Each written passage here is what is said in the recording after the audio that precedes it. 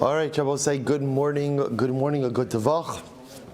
Aschus Baruch Hashem to begin another week of Maseches Bava Kamma together. Begin by thanking all of our sponsors. To thank our Talmud Torah sponsor for the month of Shvat, Mrs. Salma Wolf, for dedicating all of her Shumer Drashos this month with immense gratitude for the refuahs from Hashem, in the merit of a refuah shlema for all of those in need, in the schus of our brave soldiers, and in the schus of the return of our hostages. Our week of learning sponsors for today, Saeed and Sima Hakin, in memory of Saeed's mother, Taji Bet Hari Bas Harav Meir Moshe Zichron Livracha, and our Daf Yomi share today is sponsored by my family in commemoration of my grandmother Zichron Livracha's yard site, Freda Bas Moshe Yosef. We hope that in the merit of our Talmud Torah, all of the neshamas will have an aliyah, the families in Kamma. And of course, we dedicate Maseches Bava Kamma Le'ilui Nishmas, Master Sergeant of the Yomi Chol Charush Hashem Yikom Damo. We hope that in the merit of our Talmud Torah's neshama will have an aliyah and the family in Kamma. We'll say with that, let us begin. We have a really exciting daf. A really exciting daf ahead of us today. Baruch Hashem, with your permission, without your permission also,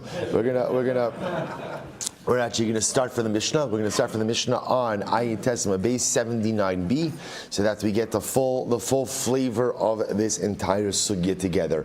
A really fascinating sugya that is going to contain incredible agarata, hashkafa, and some really fascinating halacha. The halacha I don't know that we'll get to today. The halacha we might end up really focusing on in tomorrow's daf a little bit more. But let's begin the sugya. Says the Mishnah, Ein megadlin behema daka b'Eretz Yisrael. You cannot raise small animals in Eretz Yisrael. Now we'll say, now what is this? What is this idea? So says the Gemara. So says Rashi. Rashi says, Ein megadlin behema daka b'Eretz Yisrael mishum yishuv Eretz Yisrael shemavir sasados v'chol sados Eretz Yisrael staman di Yisrael. We'll say the problem with small animals is that they wander around and they graze. And they graze specifically, not specifically, but they graze on other people's property. So remember again, in Eretz Yisrael, you're talking about a land where there is Jewish ownership. It's actually interesting. Rashi says over here that you come to a field in Eretz Yisrael, and the stam, the assumed ownership of a field in Eretz Yisrael, is Jewish. Is Jewish. Jews own Eretz Yisrael. Eretz Yisrael is for Am Yisrael. So therefore, again, Chazal made a takana, and they said that ultimately, again, you can't raise small animals in Eretz Yisrael because they are essentially, it becomes a destructive force, a financially destructive force for others. Aval megadlin b'Surya, but you can raise small animals in Surya. Now, let's remember again. Rashi points out over here, what's Surya? Surya was the area conquered by David HaMelech, but it's what's called kibush yachid. We'll talk about this more. David HaMelech, it wasn't a milchamas mitzvah. It wasn't a mandatory war. It was an optional war. An optional war that David HaMelech decided to go ahead and wage on his own for the sake of expanding the territorial area of Eretz Yisrael, which a king is entitled to do. But because of that, Surya does not have Kidushas Eretz Yisrael. So therefore, again, like there's no Shemitah there, there's no Trumas and Meisrus there. So therefore, again, this takana doesn't apply there as well. Ubu in Barosh Eretz Yisrael, or in the forests of Eretz Yisrael, which again I will say makes sense because at the end of the day, if there's forested land, then again there's no problem having small animals because let them graze. They could graze freely, and they're not impacting upon anyone else's property ownership. Incredible. Excuse me. Good. So the Mishnah goes weiter. In Megalon Tanagolim b'Yushalayim ne'akadshim. It's fascinating. You can't raise chickens in Yerushalayim because of Kachim. I will say I feel very special. My grandmother, Zichron Livracha, I mentioned this yesterday in Midrasha, when she survived Auschwitz, she survived a death march, an incredible woman. And they came first to New York, and then they settled ultimately in Vineland, New Jersey, where my grandfather Zichron Livracha became a chicken farmer. So that was their family business. So mamish, I feel a little remiss turn the shah. In Megadlin Tarnagolim, you can't raise chickens. You can do it in Vineland, but you cannot do it in Yerushalayim. Right? We'll say now, what's the logic behind that? So Rashi points out over here, chickens are, there's a technical term for it, for animals that root around in garbage. or not. All right. Is it, no, it's not scavenger. There's whatever. So anyway, chickens root. Chickens root around in the garbage. So the concern is not garbage. The concern is sheretz or nevela. That if they come back with a piece of something that conveys tumah, so the problem just is in Yerushalayim you have a lot of karbanos. You have a lot of karbanos in Yerushalayim. So because of that, you can't raise chickens because we're concerned that because like they're scavenging around, they may bring back like a shtik nevela or a shtik sheret, something, and be metame the kodshim. Okay? V'lo kohanim beretz Yisrael ne'ataras. This is very interesting. Kohanim can't raise chickens in general. Very interesting, right? Same logic, because Kohanim are always consuming kodshim, consecrated items, and therefore, again, they can't maintain chickens. In Megadlin Chazir and B'chol Makom, so we'll say Jews are not allowed to raise pigs. Jews are not allowed to raise pigs. Again, we'll talk about this. You can't raise a chazir anywhere, so that's not a din in Eretz Yisrael. That's a din in Jews. That's a din in Jews. So you can't go ahead. And we'll discuss why. The Gemara says, here we go. Lo yigadol adam es hakelev. Here it is, Rabbi Say. I just want to point out. All kidding aside, because I sometimes feel like people feel like I bring biases to things. I don't bring any biases. My job is not to offer opinions. It's just to convey information. But I just want to point out what Chazal felt. Lo yigadol adam es hakelev ela im kein haya kasher b'shalsheles. That's it, Rabbi Say. That's it. You want to have a dog, gay gesund hate, right? You want to treat it as part of the family. You want to give it a seat at the table. You want to include it in your family portraits. Whatever you want to do, that's your prerogative. Keep it on a leash. Keep it on a leash. Keep it on a leash. And I want to point out, by the way, I didn't see this brought down, but I'm sure it was in the spirit of Chazal. Not one of those extendable leashes, right? Where like, you see, again, for those of us who are not enamored by four-legged creatures, I just want to point out, you see it when you see one of those people walking down and you see already that leash, they clearly invested in the 300-yard leash, right? The dog is wandering aimlessly and you're like, come on. Leash means keep it on a leash, keep it next to you, or keep it next to other people who enjoy dogs, but be considerate of the rest of humanity who doesn't. If we all liked dogs, we would all own one, right? The fact that we don't means some of us do, some of us don't. Those of you who do, keep it on a leash, and keep it next to you. Good, thank you. Like I said, not me, just the Mishnah. So the ein person Yeshuvim, Leonim, was another interesting case. You can't go ahead, I don't have any strong feelings about doves, right? Dove ownership, I'm happy for anyone. You can't go ahead and spread out traps for doves. So we'll talk about this. The issue with dove traps is, remember we saw this a lot in our Erevin days about the shovach, a dove coat. So remember again, I could own doves, but by definition, doves fly around. So one of the interesting parts about dove traps is you just have to make sure to put out your traps that they're not trapping someone else's personally owned doves. So you could trap, I guess, like I read it, like wild doves, but ultimately, again, have to distance it from habitation 30 ris in order to go ahead and avoid catching other people's doves. Okay, so we'll say let's analyze all of this. Really interesting, a lot of very interesting Gemara. Tan Rabbanon, ein megalin behemad daka beretz Yisrael, megalin b'charshin sheberetz Yisrael. So we'll say, so you're not allowed to raise small animals in Eretz Yisrael, but you can go ahead and raise them in the charshin. Charshin are forests. So remember again, the whole issue with small animals is that they graze and they wander and they graze. That's the concern over here. So therefore, again, if you live in a forested area, that's not a problem. B'Surya fila b'Yishuv, first wild animals on the bottom. In Surya, you could raise small animals even in inhabited areas, because remember again, in Surya, Chazal never made the takana. Bein tzarich lomar b'chutz la'aretz, and all the more so in chutz la'aretz, not a problem. Tanya idach was another brayso. in Megala Behema Daka Beretz Yisrael. You can't raise small animals in Eretz Yisrael. Avam Megadlin b'Midbar shebi Yehuda. You can raise them in the desert, Midbar Yehuda, or b'Midbar shebesar Akko, or by the desert by the border of Akko.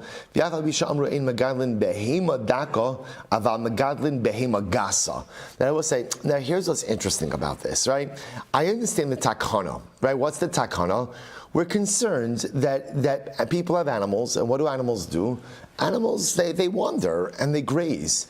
So it's like, when you read this Mishnah, it makes it sound like the only animals that wander and graze are behemadakas.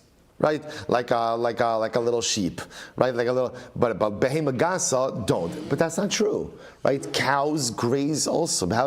So why isn't the takana extend to a behema gasa? The Gemara says it's very simple. Lefi shein goes in gzera al tzibor elaim kain rov hatzibor yicholim lamod bo. Shabbos says it's very interesting. Chazal only make a takana if the majority of the tzibor are able to go ahead and uphold the takana. If the takana itself becomes something that is impossible for the majority of the tzibor to withstand, so Chazal don't insist. This is interesting. The Gemara says, "Behema daka efshal lahavi mechutz laaretz." You don't have to raise a behema daka in Eretz Yisrael. They could import that. Behema gasa efshal lahavi mechutz laaretz. Rabbi says, so this is actually interesting. So even if you can't raise a behema daka in Eretz Yisrael, you could import it. Behema gasa is much more complicated. As the Gemara says, it's impossible. It's not impossible.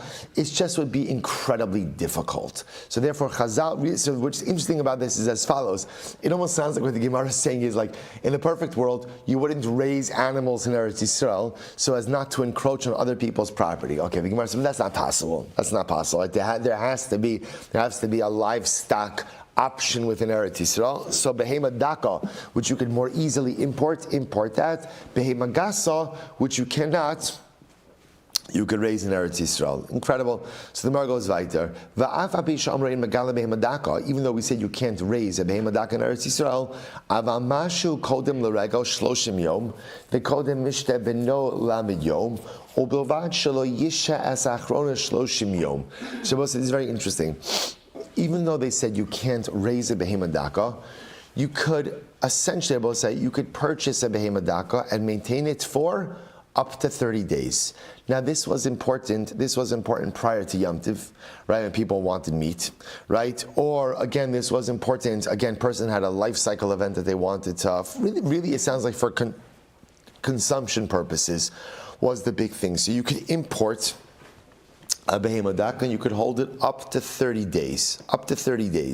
So the Gemara says, "Ubilvat." However, this is provided provided that you do not go ahead and extend it past the needed purpose for 30 days. Now, what does that mean? Watch this.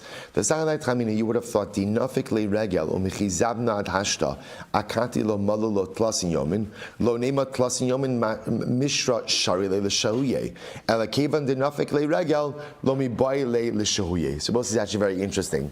Let's say, for argument's sake, a sukkis is coming, and I want to have lamb chops for sukkahs. I purchase a sheep, right, a small little lamb, right, and what happens? And now let's say for whatever the reason, there's enough food. I didn't need the lamb.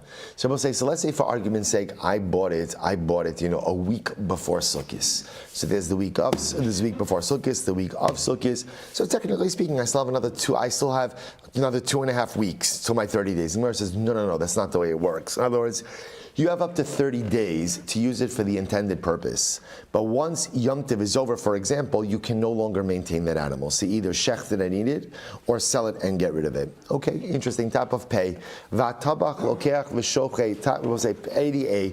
V'atabach lokeach v'shochet lokeach v'shoheh, u'bevat shlo yisha ha'anguna b'shebohen lamid yom. So Rabbi says, so another interesting halacha. What about a butcher? So a butcher obviously obviously, again, is permitted to go ahead and purchase a behema daka, and he could even hold it a little bit, as long as what? Rashi says, "Hamucheres lemekcho shelakach samoch le'es hashuk lo yisha osa li'achar yom hashuk lahashlim shloshim lemekcha." So we'll say, essentially, what the Gemara is saying is like this: when would a butcher buy animals? When do you buy animals? You buy animals corresponding to the market days. So the idea is the butcher could go ahead and purchase the behema daka, slaughter it, use it for the market day, but after the market day, he really can't hold on to it anymore. So in other words, what we don't, same idea by Yom Tov. In other words, you could buy the behema daka, use it for Yom Tov, but once Yom Tov is over, you got to get rid of it. Either slaughter it and eat it, or sell it and get rid of it. Same thing with the butcher. You could buy it and slaughter it prior to the market days. Once the market day passes, you need to really divest yourself of that ownership. Okay, incredible. Shalu Tamidim es Rabbi Gamliel. The students asked Rabbi Gamliel, Ma'ulagado. So we'll say, that's Rabbi Gamliel, are you permitted to go ahead and raise a behema daka in Eretz Yisrael? Amar lahem, mutter. Rabbi Gamliel says, yes, it's mutter. I v'hatnan ein megadlin. But Rebbe, we learned in the Mishnah that you're not allowed to raise a behema daka in Eretz Yisrael. So I pay Amud Aleph 80a, 4 lines in Elalav hachi kaba'o minei. Rather, this must have been the question they were asking. Mahu lishos. The question was, I will say, the question is, halacha l'maisa, if you purchase the behema daka for a particular purpose, are you permitted to hold on to it? Amar lahen mutter, and to which Rabbi Gamliel responded, yes. If you permitted it, if you purchased it for a permitted purpose, ultimately, again, you're permitted to go ahead and retain it. Obilvad shelo teitze v'tira, as long as what? As long as you do not go ahead and allow it to go out and graze be'eder elakosha bekare hamita. Rather, what should you do? You should go ahead and tie it to your bedpost. Now, I just point out how incredibly beautiful this is. I mean, I don't know that the act of tying an animal to your bedpost is beautiful, but the incredible connection to the past week's Parshas Bo, right? That again, remember, Rashi HaKadosh points out that what happened over here, one of the unique distinctions between Pesach Mitzrayim and Pesach Doros, the first Pesach and subsequent Yomim Tovim of Pesach, was that Pesach Mitzrayim Mikcho Ba'asar. You purchased your Paschal lamb on the 10th of Nisan. That's not a din by the rest. By in the future, you purchase Korban Pesach whenever you want. You just have to shecht it on Erev Yom Tiv. So what do they do with it when they purchased it on the 10th of Nisan? So the Gemara Maseches Pesachim brings down Kashra Bekare Hamita. They tied the lamb to their bedpost.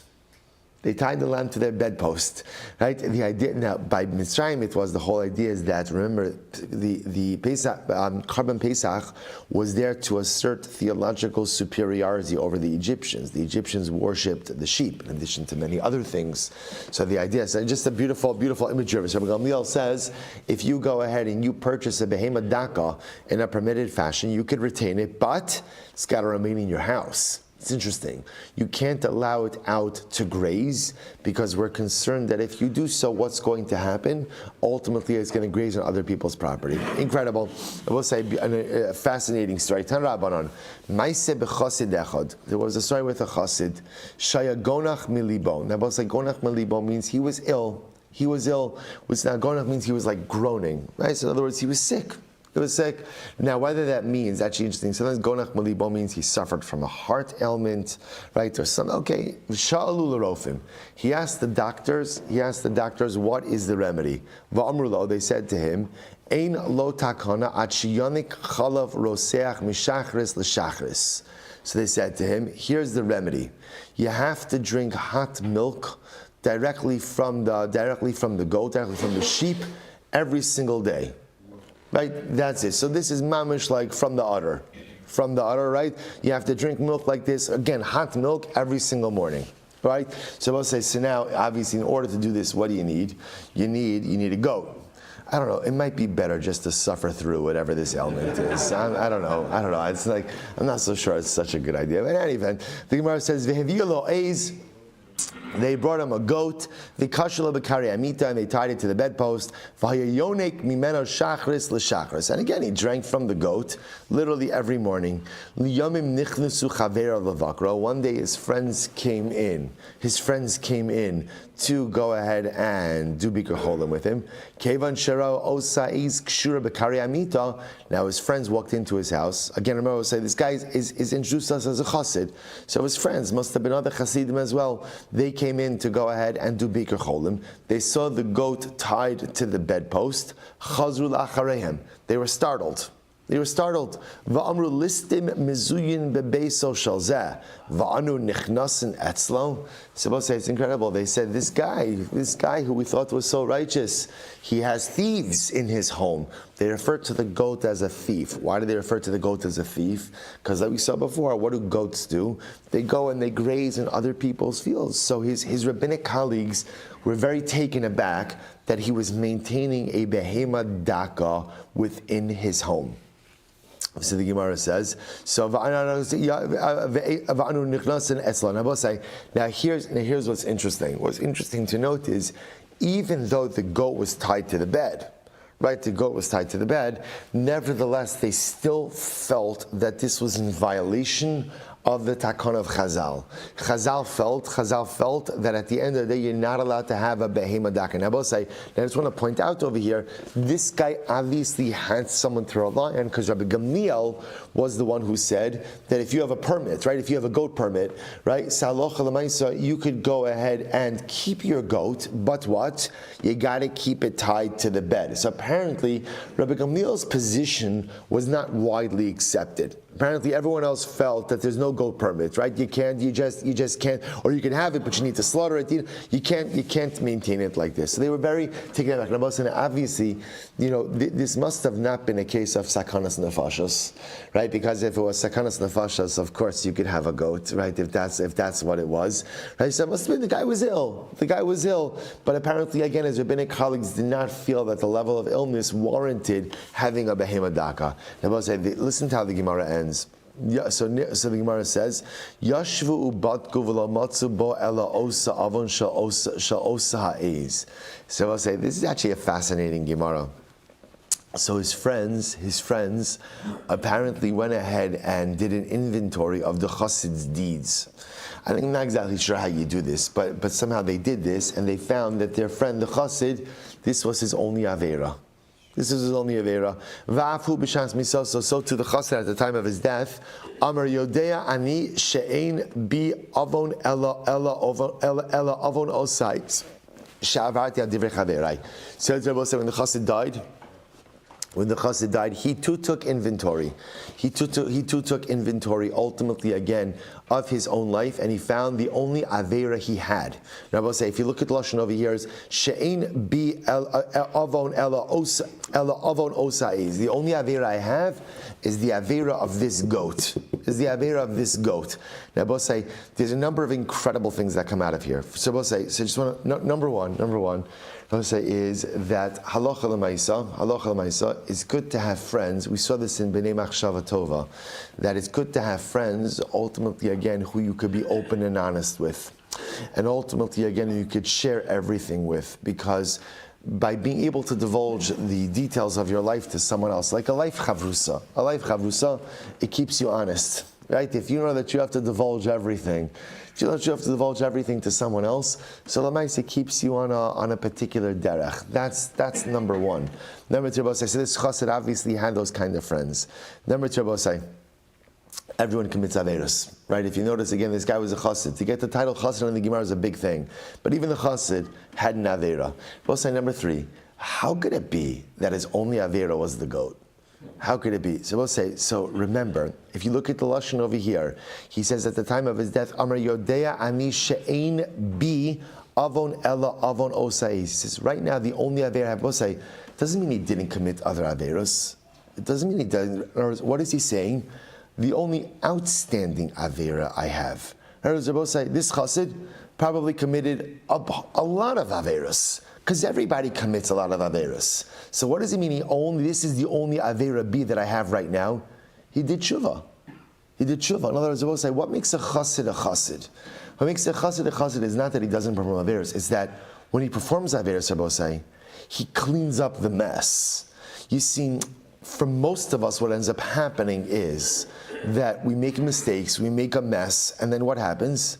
Either we just move on and leave the mess where it is, or we take the mess and we simply sweep it under some rug, or we just look away from the mess and pretend that it doesn't exist. So the mess is still there. So this mess is here, this mess is here, this mess is here. A chassid also makes messes, right? The chassid also makes mistakes. The difference is that when a chassid makes a mess, he acknowledges it, he owns it, he cleans it up, and then he moves on. What the chassid was saying was, at this time of my death, I have one outstanding aveira. Doesn't mean it was the only aveira he did. Plenty of aveiras he did. But all of my other aveiras, I did tshuva for. I rectified it. I took care of it. I cleaned up my mess. The only outstanding issue I have in my life is this goat. Let's say, what an incredible mussar for us. We all make mistakes. Find the courage to acknowledge your mess, identify your mess, clean up the mess, and then ultimately again move on. Incredible. Let's go back there. Says the Gemara, Rabbi Shmuel. So Rabbi Shmuel says as follows: My father was from the Balabatim of the Upper Galil. Why was the Upper Galil destroyed? Why was it destroyed? Because they allowed their animals, their behemadakas, to graze in the forests. And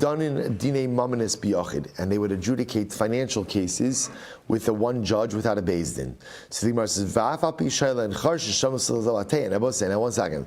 We said before that you're allowed to have a behemadaka if you live by a forest, because then the animals could just graze uninterrupted without impeding on anyone else. What's going on over here? There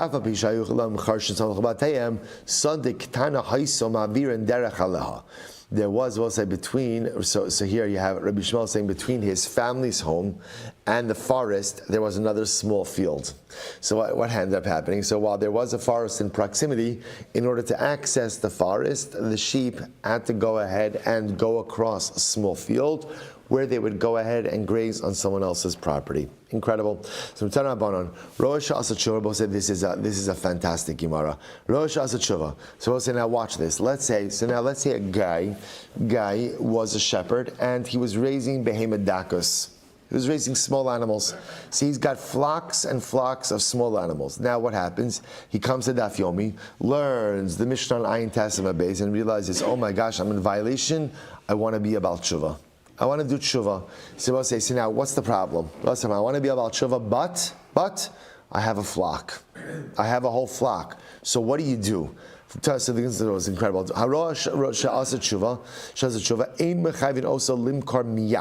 We do not make the shepherd sell off his entire flock at once. So I will say, why? If you make him sell off his entire flock at once, what's going to happen?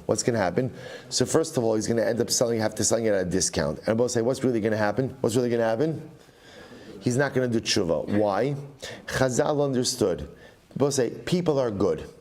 And people are willing to do the right thing. As long as what? As long as it's not complicated. In other words, if doing the right thing is easy, 9 out of 10 people will do it. If it's complicated, 7 out of 10 won't do it. Right? 7 out of 10 won't do it. That's just human nature. So they always say, this is so profound. And Chazal, but you know what the beauty of Yiddishkeit is? The real beauty of Yiddishkeit is that Dracha Darchei Noam. So the Torah is pleasant. The Kadosh Baruch Hu doesn't force us to defy human nature. He asks us just to kind of like massage it out. Right? He asks us just to simply become the best version of ourselves, working through our humanity. It's the beautiful vart of the Kotzker. The Kotzker says, "Va'anshe kodesh tiyunli." So Kotzker says, "Anshe kodesh" means be holy people. Kotzker says, Kadosh Baruch Hu says, "Malachim, I have plenty of malachim. I don't need any more angels. I don't need any more angels. I'm surrounded by them all the time. Enough of them, right? I don't need you to be angels. You know what I need you to be? Anshe Kodesh. I need you to be holy people." So therefore, Chazal understood this. So therefore, the shepherd wants to do tshuva. What do? He says, Ela mocher al yad. Rather, sell them off a little bit at a time. Sell off in other words, you got to get rid of the flock. You got to get rid of the flock because you can't raise a behemadaka. But sell them off a little bit at a time. V'chein ger shenafelu klavim v'chaziram biyushasa. So too if a ger.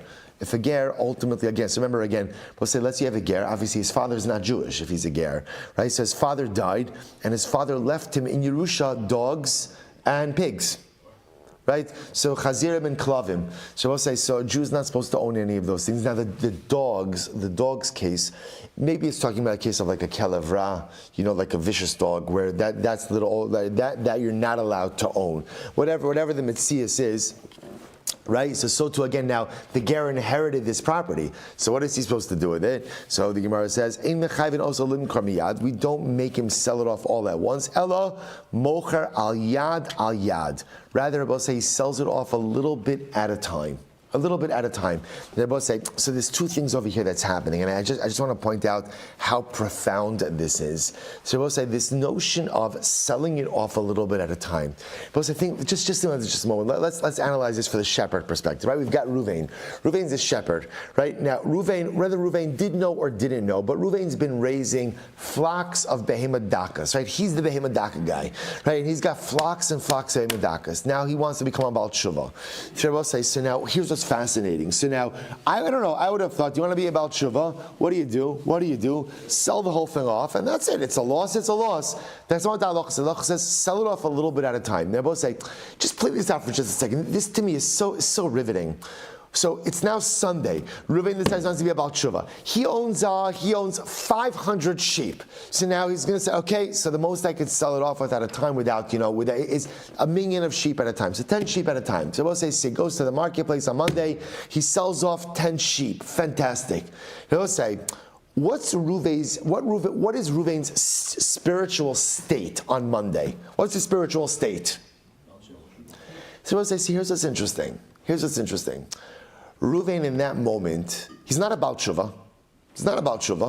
Right? He's a person in the process. Because remember again, I will say, a Baal Tshuva is a statement, that is a title given to someone who is undergoing the process. That's why if you look at the Lashon, so Roeh Sha'asa Tshuva, he's doing tshuva. He's not about tshuva, but he's doing tshuva. And I'll say, what do you see about tshuva, which is the most incredible thing? Tshuva is a process that allows you to still be living in a state of sin as long as you're actively working through it. See, I'll say there are times in life where I have an issue that I know I'm going to remedy. But I can't fully remedy it now. It's going to take time, but I acknowledge it. So I will say, no, we all have moments like this where I know I'm doing something wrong. I know it. We're talking about after you've finished spending years explaining to yourself why it's not wrong. Now, in that moment of clarity, it's wrong. There are things that I'm doing, there are things in my life that I know that are in a state of disrepair. I acknowledge it, I own it. I also know I can't fully fix it right now. I just can't fully fix it right now. But I'll say the incredible part is, as I'm going through the process of fixing it, I'm still living in a state of sin. Isn't that incredible? I'm still living in a state of sin. But as long as I'm actively working through it, that process is still called tshuva. I'm engaged in the process of tshuva. I become a Baal tshuva when I finish the process, but at the end of the day, I'm still working through the process of tshuva. So say, we think by definition, if I'm in a state of disrepair, then that's not tshuva. It's not true. Again, that's the shepherd case. The guy, Reuven's got a lot of sheep. It's going to take him a while to go ahead and get rid of this flock, but as long as he is working through it, we'll say, as long as I'm working the program, I'm working the tshuva program, I am still living in sin. I got it. But you're working through it. That's called tshuva. Which I both say, sometimes we are afraid to tackle things because we think to ourselves, if I can't fully resolve it, then ultimately, again, that's not called tshuva. And that's not true. What you see from this Gemara is, even if you can't fully resolve a problem, but you're at least willing to acknowledge and begin to work through it in some way, that's called tshuva. That's called tshuva. Reuven doesn't have to sell off the whole flock. A little bit today, a little bit next week, a little bit the week after. He may still have behemoth dakas for who knows how long. But as long as he's engaged in the process of trying to change his circumstances, that's called tshuva. Incredible, incredible. What's an interesting case here? Somebody took a neder to purchase a home and to marry a woman in Eretz Yisrael. So we'll say, also likach miad, ela achi motze es haugeneslo. So we'll say, so now an interesting case. So you might have thought a guy made a neder that he wants to buy a home in Eretz Yisrael. He wants to marry an Israeli woman. So you know what? The first person he meets, he's online for shawarma, whatever. There's a nice lady in front of him, right? Okay, that's it. It's bashert. Or he finds a home. Okay, that's the first one I have to buy. The halacha is no. You have time to go ahead and identify the one that is right for you, both the home and the woman. I just want to point out what is exactly that's going on over here. So I'll say, so remember again, when it comes to a neder, there's a concept, we saw this back in our nederim days, there's a concept ultimately again about ta'acher, don't delay. Don't delay. So therefore, one might have thought that since one made the neder, come on, chik-chak. No, obviously we're talking about matters of great importance. Therefore, again, you have the ability to go ahead and fulfill it in the right way. Interesting case here. So listen to this. There was a story of a woman whose son was giving her a very hard time. Now, apparently, this woman was single. I don't know, divorced, husband passed away, whatever the mitzvah was. The kavtza v'nishba komishi yavo eni machzirasa. So I'll say this woman, I guess, was so desperate. I don't know if she was desperate to get away from her kid, or she was desperate maybe to have a male figure in the house to help her with discipline. I don't know what the situation was, but Lamaisa, she said, I swear, right? I make a neder that whoever comes and proposes to me, I'm going to accept his proposal. So the so there's some guys who heard about this and answered the call, and they weren't exactly again men of the highest caliber. So now, of course, she feels like, oh my gosh, what did I do? No,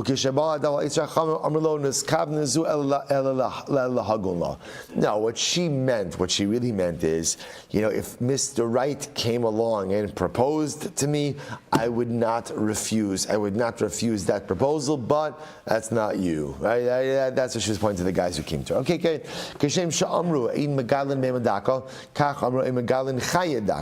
we'll say the same way that you can't go ahead and raise small animals, domesticated animals, you also can't raise small chayas. Same idea. Rabbi Shmuel will say, first white line, Rabbi Shmuel Omer Megadlin Kalavim Kufrin V'chatulin V'kofin V'choldos Sineim Mepnei Shasuyun L'nakiras Habai. So Rabbi Shmuel says that you could raise all of these other animals. Why this? What's interesting is Rabbi say these animals, apparently the lashon is Nakiras Habai. Nakiras Habai means these animals, like they run after insects and they run after mice, so they clean up the house.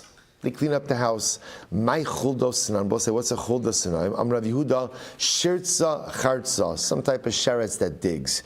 Vige da amri charza. Others say some type of sheretz that stings. Dikatini sake viraya bene vardine.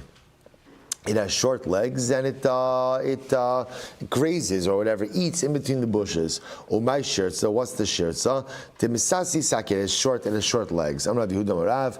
Asinu atzminu bebavel keretz Yisrael behema daka. So we'll say Rabbi Yehuda said the name of Rav that in Bavel is actually very interesting. In Bavel, they conducted themselves like Eretz Yisrael when it comes to behema daka. So we'll say the same way that you don't raise a behemoth daka in Eretz Yisrael, they also stopped raising behemoth daka in Bavel. So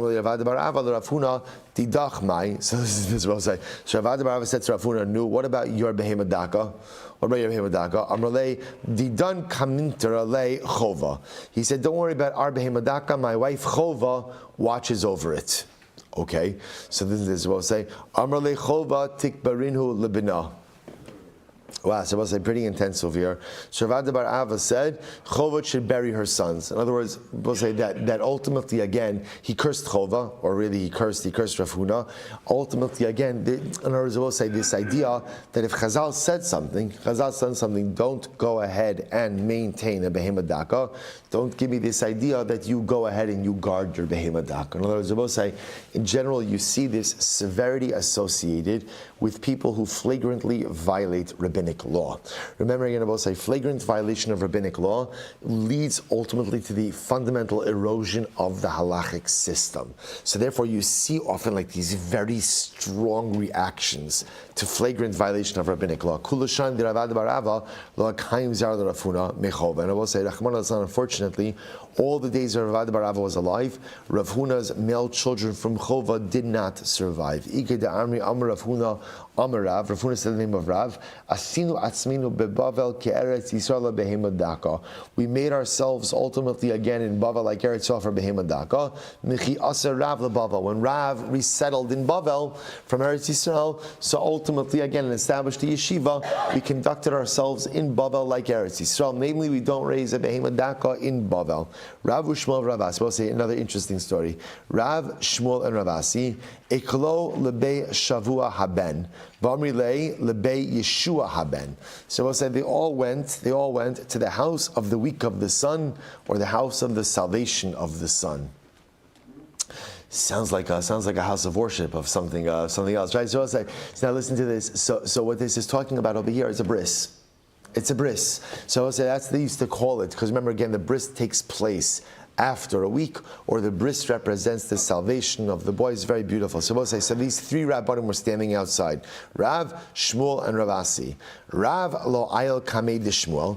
So Rav wouldn't go in before Shmuel as a sign of respect. On the days, Shmuel lo ayel kamei de Ravasi. Shmuel would not go in front of Ravasi, because we'll say, now watch what's happening over here. So, right, and Ravasi lo ayel kamei de Rav. All right.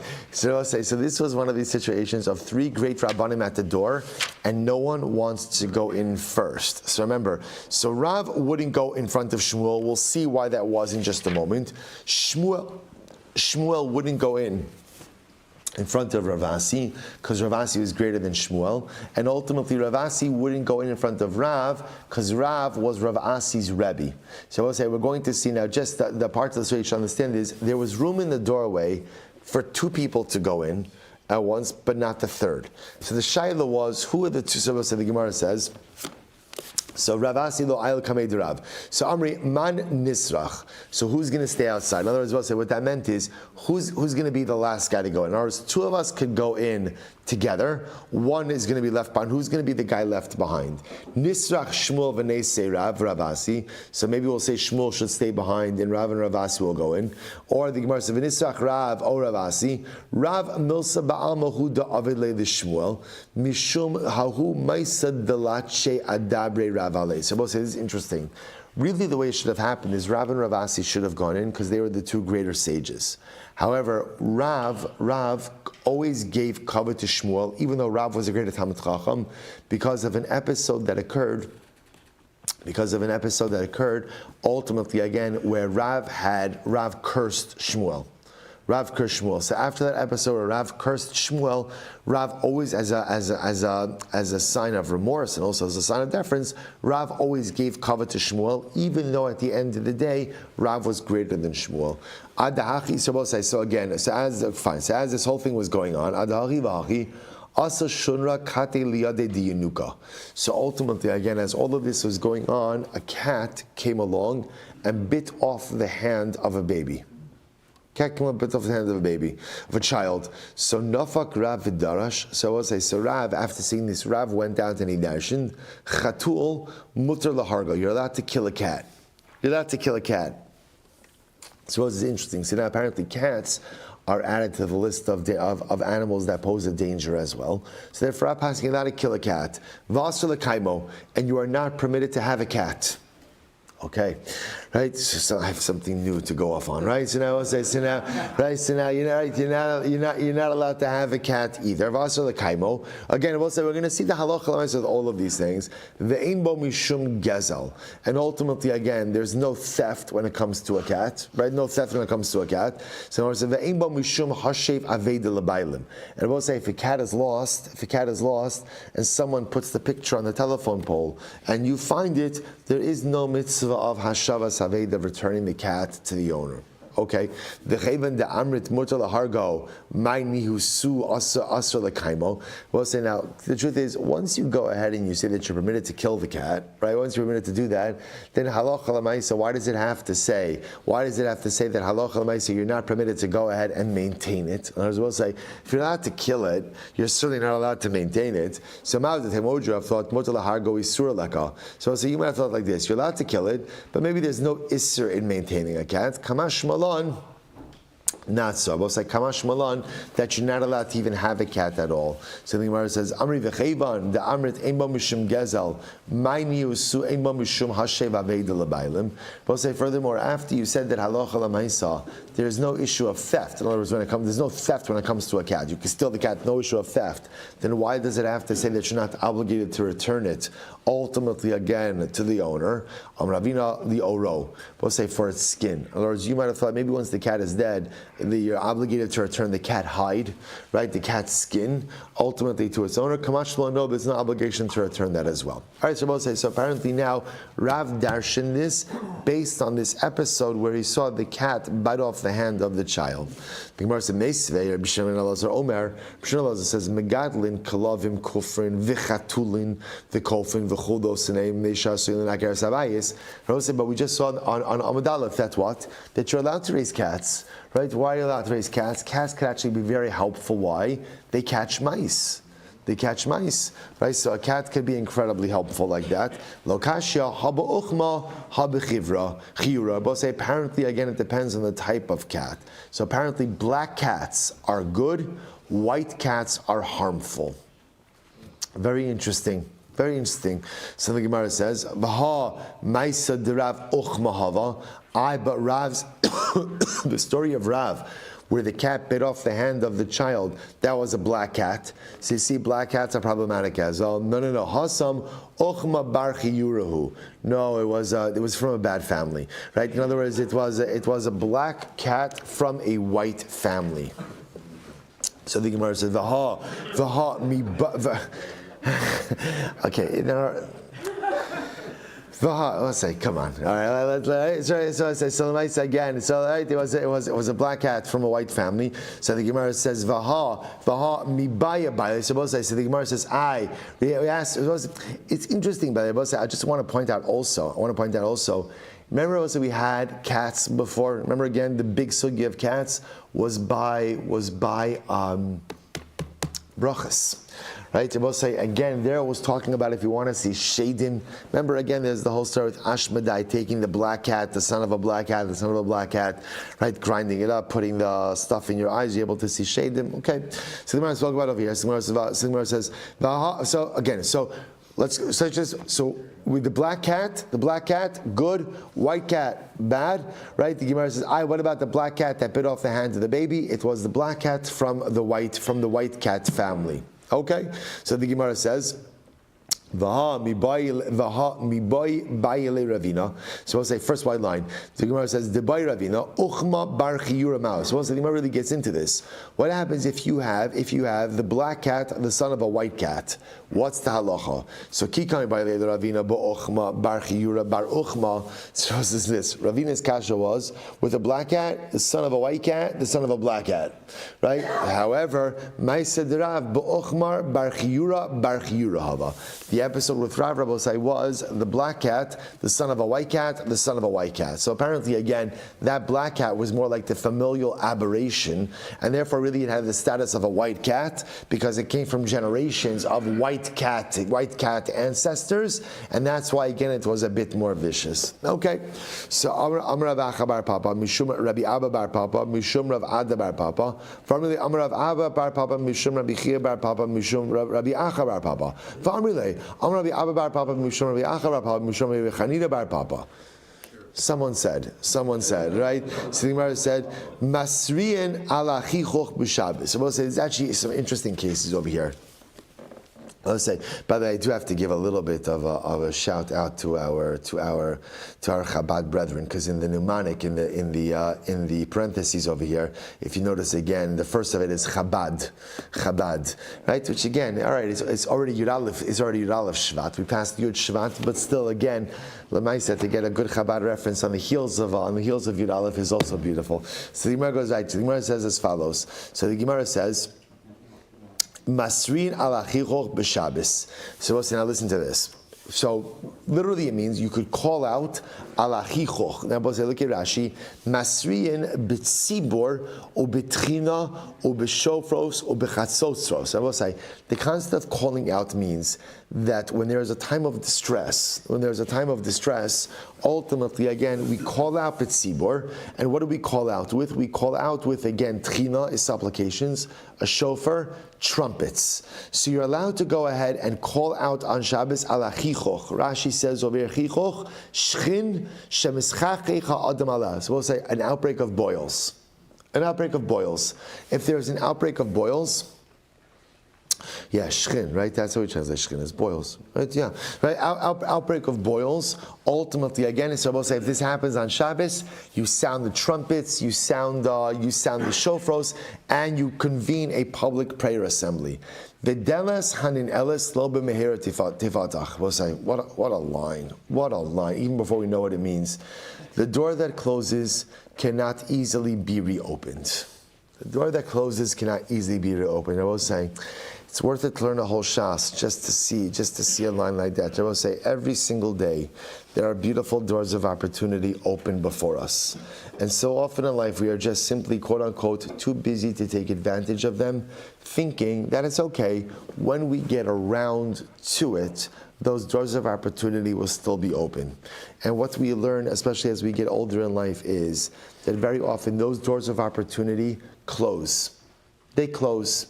And I will say when they close, v'deles hanin eles, when the door of opportunity closes, lo b'mehera tifatach.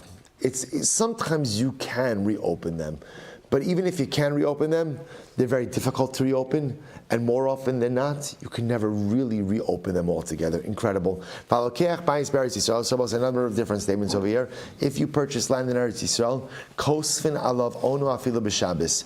You can write a document, a legal document for it even on Shabbos. So we'll say we saw this in the Maseches Gittin. So we'll say three halachas over here. Number one, if there's an outbreak of boils, you convene a public prayer assembly with shofar, with trumpets, all on Shabbos. Number two, when the door of opportunity closes, ultimately again, it's not easily reopened. And number three, if you're purchasing real estate in Eretz Yisrael, you can even draw up the contract on Shabbos. We'll define all of these things. The Gemara says, Meisvei, Ushar Paronios HaMisrakshos Ubos Ala Tzibor, Kigon Chichuch, Chagav, Zvuv, Tzira, Yitush, Shiloach Nechashim Vakravim, Lo Hayu Masriin, Ela Tzoakim. Yet Rabbi say the Brisa says as follows. Now, when all other misfortunes come upon the tzibur, right? Whether it's chichoch, boils, chagav, right? Grasshoppers, zvuv, bugs, sira, hornets, yitush, gnats, snakes, scorpions. So these are all major things. If it happens on Shabbos, you do not convene a public assembly. You do not blow shofar. You do not blow trumpets. Rather, you do tzoakim. What does tzoakim mean? Everyone davens on their own. Right? Everyone davens on their own. There's not a mass assembly. So you see that for boils, you don't go ahead and convene a public assembly. Lokashya, kan balach, kan biyavish. We'll say it depends on the type of boil. One is talking about a moist boil, and one is talking about, again, a dry boil. The Amar Rabbi Yeshua ben Levi, shchin, shehevi HaKadosh Baruch Hu ala mitzvah. Incredible, we'll say. Right? The shchin, the boils that HaKadosh Baruch Hu brought on the mitzvah, what was unique about them? Lach mi bachutz, they were moist on the outside, the yavesh mi bifnim, and they were dry on the inside. Shneimar, vayish shchin abu ba'os, porech ba'adam, uba behema. So we'll say, incredible. So incredible. We'll say Saloch Lamaisa. Saloch Lamaisa. The Gemara says it depends on the type. Only if it's the more severe type of boil, do you go ahead and convene a public display on Shabbos. Otherwise, people daven, but they don't gather publicly. Incredible. Videlas hanin eles lo b'meher tivatach. We'll say, what does this mean? That the closed door cannot easily be reopened. What is that referring to? Gemara says Mahi Marzutra Amar Smicha. Marzutra said refers to Smicha. We'll say Smicha. Remember, means appointment to a position of leadership. Shabbos says it's incredible. So the Gemara is essentially saying is like this. The Gemara is saying is like this, that halacha l'maisa, if a person was supposed to rise to a level of prominence and leadership, and for some reason that door closed, they got passed over it for, let's say, for some argument's sake, it's very difficult to reclaim that standing. Right, kind of once that opportunity has passed by, it's very difficult ultimately again to pry that door open again. Really interesting. Ravashi says, "Kol amarian lo b'mehera mativan lo." So we'll say another really interesting idea over here. Literally, again, we'll say so. So literally translated, it means "Kol amarian lo b'mehera mativan lo." Once a person suffers a reversal of fortune, right? In other words, once a person is kind of like in a bad place, it's kind of hard sometimes to turn your luck around. Let's say it's a fascinating statement. Kala Maria lo. So let's say any person is really is suffering through bad times. Ultimately, lo b'mehira metivan lo. His situation often doesn't turn around quickly. It doesn't say it doesn't turn around. Rather, I will say, what does it mean? It doesn't turn around quickly. Lo b'mehira metivan lo. Rav Acha Midifti amr the olam ein metivan lo. Rav Acha Midifti says it never turns around. Not good. V'lohi Rav Acha Midifti milsa de nafshi hu da amar. And I will say the Gemara says that's not true. Rav Acha Midifti was just talking about his own life circumstances. And I will say, how do you understand the Gemara like that?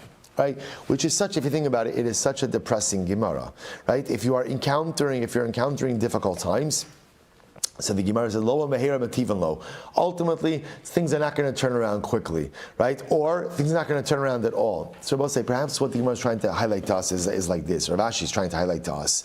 What we'll say is that sometimes when we go through difficult times in life, it is important to recognize that things will get better, but it's probably going to take time. You know, sometimes we're so often when all of us encounter difficult circumstances, and what we want more than anything is like an immediate reversal. And when that immediate change doesn't occur, it exacerbates and amplifies our pain. So sometimes the best way to deal with difficult circumstances is to readjust your expectations. Is to say, I'm in a hard spot right now, I'm in a difficult spot, and you know what? It's quite possible that I'm going to be here for a while. If you accept that, if you change that, then suddenly again you adjust your perspective a little bit, you're much better equipped to deal with what life is throwing your way. And that I think is what Ravashi is saying. Lo. If you're undergoing difficult times, the best thing you could do is kind of say, okay, you know what? I may live in this space for a little bit of time. It may be lo b'mehera metivan lo. Things are not going to turn around quickly. But I will say, but what? They will turn around. They will turn around. Just it's going to take time. If you adopt that position in life, then you're able to navigate almost every complex life situation. Conversely, if in the midst of difficult times you need a resolution and you need a resolution now, very often that's a frustrating place to be. Because I was saying the complex situations in life, there's often not an immediate resolution. Things take time. So if you accept Kol Marian Lo, if you just whisper to yourself, Lo b'mehera mativan lo, things will get better. There'll be a light at the end of the tunnel. Somehow things will resolve. It just won't happen b'mehera. That gives you the staying power to work through any life challenge. Otherwise, we'll stop over here for today. Wow. What a daf. And it's only Sunday. Shkaya Chavosai.